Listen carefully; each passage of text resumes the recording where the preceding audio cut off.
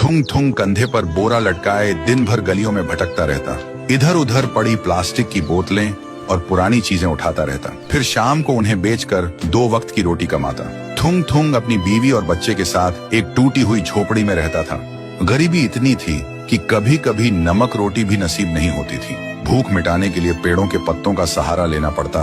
फिर भी थुंग थुंग ने कभी चोरी का सहारा नहीं लिया। एक दिन थुंग थुंग थका हारा श्मशान के पास बैठा था। शाम ढल चुकी थी और हवा में जले हुए लकड़ों की बू थी। तभी उसे मिट्टी के नीचे से हल्की सी रोशनी चमकती दिखी।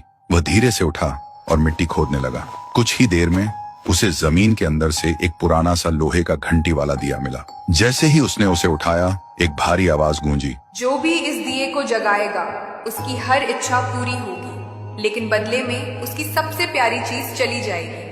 थुंग थुंग का दिल जोर जोर से धड़कने लगा। वह मन ही मन सोचने लगा, सबसे प्यारी चीज मतलब क्या? वह घर लौटा और बीवी को सब बताया। बीवी ने ध्यान से सुना। उसकी आंखों में डर भी था और थोड़ी सी उम्मीद भी। फिर बोली, 3 दिन से बच्चा भूखा है, क्यों ना पहले खाना मांग ले।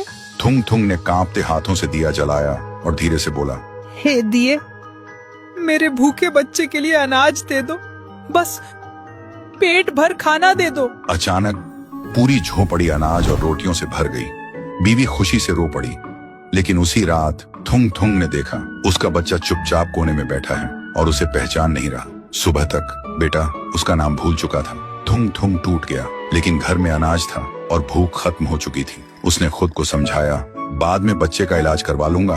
फिर उसने सोचा, एक और बार इस्तेमाल कर लेता हूँ। इस बार उसने मांगा, हे दिए, पक्का मकान और दुकान दे दो। पलक झपकते ही टूटी झोपड़ी की जगह एक सुंदर पक्का घर बन गया और बगल में भरी हुई दुकान खड़ी थी। थुंग थुंग खुशी से बीवी के पास दौड़ा, लेकिन उसने देखा उसकी बीवी पत्थर की मूर्ति बन चुकी थी।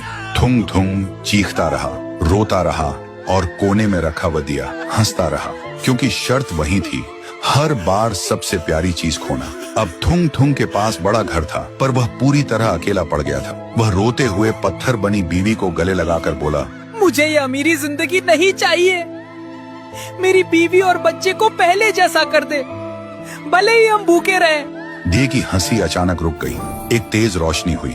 जब रोशनी हटी, न पक्का घर था न अनाज का ढेर। फिर वही पुरानी टूटी हुई झोपड़ी थी, लेकिन सामने उसका बच्चा खेल रहा था और बीवी मुस्कुरा रही थी। थुंग थुंग ने सुकून की सांस ली और उस मनहूस दिए को वापस श्मशान ले जाकर मिट्टी में हमेशा हमेशा के लिए दफना दिया।